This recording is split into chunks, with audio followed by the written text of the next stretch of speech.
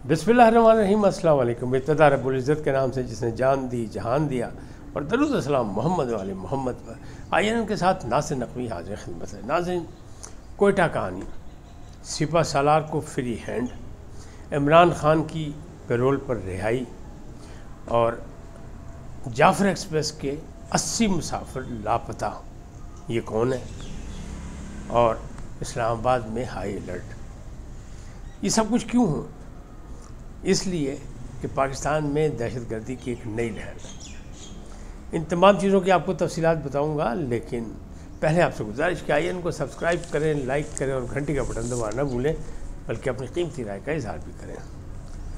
नाज़रीन, अगर आप गौर करें तो बनू कैंट पे हमला, अकोड़ा खटक में हमला, फिर जाफ़र एक्सप्रेस का अगवा, फिर वापस चले KPK में तो वहाँ टांग में फिर हमला, और वहाँ से फिर वापस आए बलूचिस्तान तो सिब्बी और मश के पास एक छोटा डैम बन रहा है, तो वहाँ से 7 मज़दूरों का अगवा, यानी दहशतगर्दी की ये भी वारदात है। और यकीनन यही है कि वो हो सकता है कि वो 7 मज़दूर जो हैं वो पंजाब से ताल्लुक़ रखते हो, मज़दूरी के लिए गए हो, गरीब लोग हैं। ये सब कुछ क्या है?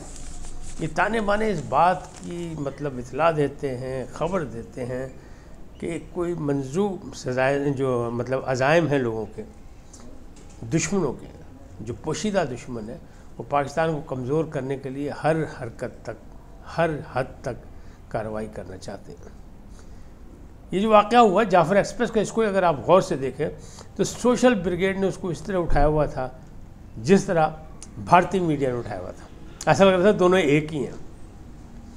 अफ़गानिस्तान ने कहा हम पे इल्ज़ाम ना लगाया जाए, तो हम इल्ज़ाम सिर्फ, पाकिस्तान इल्ज़ाम सिर्फ ये लगा रहा है कि इसके ताने बाने अफ़गानिस्तान की सरज़मीन से मिल रहे हैं, तो आप अपनी सरज़मीन को दहशतगर्दों की सरगर्मियों में इस्तेमाल ना होने दें। वरना दफ्तर ख़ारजा ने साफ कहा कि इसके पीछे राह है और भारत है, क्योंकि भारत जिस तरह बगलें बजा रहा था, जिस तरह मीडिया उसका शोर मचा रहा था, वो ऐसे थे जैसे कोई उसने कोई जंग जीत ली है या कोई बहुत बड़ा कारनामा हो गया। हालांकि दुनिया भर से इसकी मजम्मत हुई और अफसोसनाक वाक़या था। दुनिया में अगर देखें तो ये कोई चौथा पाँचवा वाक़या है जहाँ ट्रेन अगवा का, इससे ज़्यादा नहीं हुए। अब इसके अगर सारे चीज़ें देखें, आप गौर करें तो 440 बताए गए थे जाफ़र एक्सप्रेस में मुसाफिर, रेलवे के रिकॉर्ड के मुताबिक। वज़ीर आज़म कहते हैं 339 जो है वो हमने बाजियाब करा लिया। तो अगर इस गिनती को आप देखें, 21 जो है वो शहीद हो गए। तो मामलात अगर इन सारी चीज़ों को अगर आप गिनती करके देखें तो उसमें से 80 अफराद अभी भी पूरे नहीं होते, यानी 440 की गिनती पूरी नहीं होती। जबकि गुज़श्ता रोज़ मैंने आपको बताया था कि BLA का दावा है कि 100 अफराद हमारे पास हैं और उससे वो ब्लैकमेलिंग कर रहे हैं, रियासत पाकिस्तान को ब्लैकमेल कर रहे हैं और चाहते हैं मुज़ाकरात या कोई अपने मुतालबात मनवाने। अब ये 100 या 80 लोग कौन हैं जो लापता हैं, जो मिसिंग हैं? ये आम आदमी हरगिज़ नहीं होंगे, वरना शोर शराबा हो जाता कि जब लोग वापस गए तो जिनके लवाक़ीन को उनको प्यारे वापस नहीं मिले, उन्हें शोर मचाया था। ये लगता यही है कि अगर इनमें से चाहे 80 हैं या 100 हैं या उससे कम है, अगर ये हैं, एक तो ब्लैकमेलिंग के लिए दावा है BLA का, दहशतगर्द तंजीम में कुछ भी कर सकती है, और दूसरा अगर हैं तो ये फिर सरकारी एहलकार ही होंगे, फोर्सेस के बंदे जो छुट्टियों पे घर जा रहे थे। क्यों कि फोर्सेस के लोग ही हैं जो वावेला नहीं करते उस वक्त तक जब तक उनका अदारा कोई चीज़ बात नहीं करता। हिसाब किताब उनके अदारे ने करना होता है, एक मुनज़्ज़म अदारा है वो। तो इस सिलसिले में ये बात है। अब कोयटा कहानी ये है कि कोयटा में सर जोड़ के बैठी अस्करी और सियासी क़यादत, और तमाम वज़ारत दाखिला के अहम लोग भी थे, मुकामी लोग भी थे, सूबाई भी थे, सब लोग मौजूद थे। उन्होंने फ़ैसला किया, 2 फैसले किए। एक तो सिपा सालार को उन्होंने गो हेड दिया। उन्होंने कहा जनाब दहशतगर्दों के लिए कोई रियायत नहीं, कोई गुंजाइश नहीं, जो कार्रवाई आपने करनी है आपको फ़ंड भी मिलेंगे, सहूलियात भी मिलेगी, हुकूमत आपके साथ है। ये वज़ीर आज़म पाकिस्तान ने कहा। और दूसरी बात उन्होंने ये कही कि APC बुलाते हैं, आल पाकिस्तान पार्टी कॉन्फ्रेंस। वज़ीर आज़म ने ऐलान कर दिया, इससे पहले कि मुतालबा किया जाता उन्होंने खुद ऐलान कर दिया, और उसमें सारी पार्टियों को बुलाया जाएगा ऑन बोर्ड, क्योंकि ये कौमी मसला है और कौमी मसले पर तो यकजहती का मुजाहरा होना चाहिए। اب چمگوئیاں یہ ہو رہی ہیں کیا پی ٹی آئی کو بلایا جائے گا؟ اگر پی ٹی آئی کو بلایا جائے گا تو کون سا وفد شامل ہوگا؟ اس پر بہت سے سوالات اٹھ رہے ہیں۔ پی ٹی آئی نے مطالبہ کر دیا کہ عمران خان کو بلایا جائے اس آل پارٹیز میں، کیونکہ ایک مقبول لیڈر ایک بڑی پارٹی کا سربراہ ہے، تو وہ کیسے آ سکتے ہیں؟ انہیں اس کا مطلب راستہ بھی بتایا، فارمولہ بھی دے دیا کہ پیرول پر رہائی کر کے ان کو لایا جائے اجلاس میں۔ اپنی طرف سے تو انہیں بڑی آسانی سے بات کر دی، لیکن ایسا لگتا نہیں، ممکن نہیں۔ اچھا، اگر ایسا نہیں ہوتا پھر کیا ہوگا؟ کوئی وفد ملاقات کرے گا تو وہ وفد جو ہے وہ چیئرمین کیسے نامزد کرے گا، پھر چیئرمین سے ملاقاتوں کی بات ہوگی، پھر جو وفد آگے باتیں کرے گا پھر وہ باتیں جا کے چیئرمین کو بتائے گا، پھر چیئرمین اس کی منظوری دے گا، پھر واپس آئے گا، یعنی ڈیلے ٹیکسس ہوگا۔ اس سے بھی سیاسی پوائنٹ اسکورنگ کی بات ہو رہی ہے، کیونکہ سوشل میڈیا نے جو ایک ہنگامہ برپا کر رکھا ہے نا جس انداز میں، وہ یہی کہتا ہے۔ اور شہزاد اکبر صاحب بھی باز نہیں آ رہے ہیں، دوسرے لوگ بھی جو باہر بیٹھے ہیں بیرون ملک ہوں یا درون ملک ہوں، مختلف اکاؤنٹ سے مختلف باتیں چل رہی ہیں اور افواہوں کو خبریں بنا کے پیش کیا جا رہا ہے، اور کہا جا رہا ہے کہ جناب بی ایل اے نے ایسی حکمت عملی اپنائی کہ فوج نے ناک رگڑ دی یا گھٹنے ٹیک دی۔ اور بھائی غلط فہمی ہے یہ پاکستان کی فوج ہے جو دنیا بھر میں مانی جاتی ہے اور دنیا بھر میں امن قائم کرنے کے لیے اس کی بڑی خدمات ہیں۔ اقوام متحدہ میں سے پوچھیں، بی ایل اے جو ہے وہ دہشت گرد تنظیم ہے، ملکی نہیں، بین الاقوامی طور پر ڈکلیئر ہے، اقوام متحدہ نے بھی کہا ہے۔ اب شہزاد اکبر کہہ رہے ہیں کہ یہ سب کچھ کر کے پی ٹی آئی کو بھی بی ایل اے کے ہم پلہ بنا، وہ بھائی آپ سوشل میڈیا پہ کیوں ایسی باتیں کر رہے ہیں؟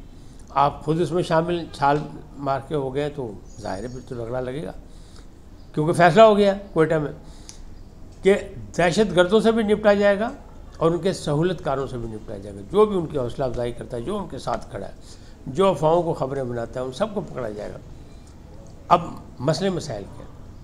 ایک آل پارٹیز ہے، آل پارٹیز میں آئیں گے تو وہ میں نے آپ کو بتا دیا کہ باقی تو ساری پارٹیاں آ جائیں گی، لیکن پی ٹی آئی کا مسئلہ وہاں بھی ہوگا، اس سے تاخیری حل پہ ہوں گے۔ لیکن فیصلہ پورا ذمہ داری سے کہ جو بلاول بھٹو زرداری نے کل قومی اسمبلی میں کہا تھا نا کہ نیشنل ایکشن پلان 2 بنایا جائے، تو یہ سمجھ لیں کہ اس کا تیاری کر لیے، ایکشن پلان 2 پر عمل درآمد ہوگا، اور بے رحم مطلب عمل درآمد، سخت فیصلے کیے گئے کہ کسی کو معاف نہیں کیا جائے گا، چھوڑ دیں گے نہیں، سب نے بھون کے چھڑیں گے، کیونکہ یہ ہمارے پیاروں کو بھون رہے ہیں، معصوموں کو بھون رہے ہیں۔ تو جو خطا کار ہے، جو جرم دار ہے، جو ملزمان ہیں، ان کو کیوں نہ بھونا جائے، یہ فیصلہ ہو گیا ہے، اب معافی کسی کی نہیں ہوگی۔ وزیر اعظم نے تو صاف کہا کہ دہشت گردی کی جنگ جو ہے وہ اجتماعی جنگ ہے اور اس میں سب کو پاکستان کو خطرہ ہے، لہذا سب متحد ہو جائے۔ دعوت انہیں دے دی، اے پی سی بلا رہے ہیں، اے پی سی میں سب کو، سیاسی پارٹیوں کو اپنا اپنا کردار ادا کرنا چاہیے۔ اب اگر پی ٹی آئی یہ کہتی ہے کہ جی پیرول پہ رہا کر کے اور لا کے عمران خان کو، تو عمران خان کو لایا جائے یا نہ لایا جائے، یہ فیصلہ تو حکومت نے کرنا ہے، یہ حالات نے کرنا ہے۔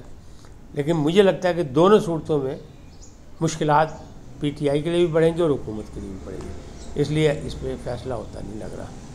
اب اسلام آباد میں ہائی الرٹ، اسلام آباد میں ہائی الرٹ کر دیا گیا۔ ظاہر ہے کہ دائیں بائیں جب دہشت گردی کی وارداتیں ہو رہی ہیں اور آپ کو کسی کو نہیں پتہ، تو وہاں ایک خفیہ رپورٹ ہے کہ 8 سے 10 دہشت گرد جو ہیں وہ اسلام آباد میں داخل ہو چکے ہیں۔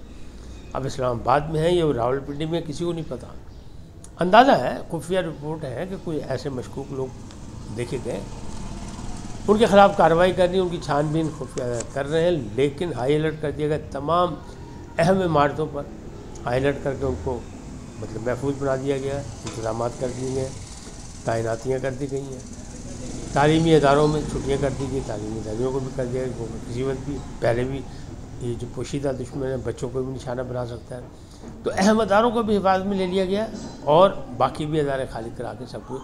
تو جب اس قسم کی سرگرمیاں شروع ہو تو پھر ہائی الرٹ ہو تو پھر پریشانی تو ہوتی ہے، ہلچل تو مچ جاتی ہے۔ تو اسلام آباد میں یہ ہلچل مچی ہوئی ہے۔ بی ایل اے خوش ہوگا کہ دیکھو جی ساڈی دہشت ہی بڑی ہے، لیکن اسے یہ نہیں پتہ پاک فوج کی دہشت کتنی ہے۔ پاک فوج جب اب اجازت مل گئی اسے اور جب وہ سرگرم ہوگی تو پھر ضرب عزم اور رد الفساد۔ ماضی میں ضرب عزم جو تھا بڑا کامیاب رہا تھا، لیکن اعداد و شمار کے مطابق وہ صرف 20% کامیاب ہوا تھا، مطلب کارروائیاں ہوئی تھی، ابھی 80% ہونی باقی تھیں جس پر عمل درآمد نہیں ہو سکا حالات کار کی وجہ سے۔ دوسری چیز، بلوچستان میں پاکستان کا سب سے بڑا صوبہ رقبے کے حساب سے، آبادی کے حساب سے سب سے چھوٹا ہے۔ لاہور میں تقریباً 2 کروڑ آبادی ہے، لیکن بلوچستان میں صرف 1 کروڑ آبادی ہے۔ وہاں سردار بھی موجود ہیں، وہاں قبائل بھی موجود ہیں۔ اچھا، اگر ان کا ریشو دیکھیں تو بلوچ ہیں 40% اور 60% پختون ہیں، یعنی پشتون جنہیں کہتے ہیں۔ تو پھر کیا ہوگا؟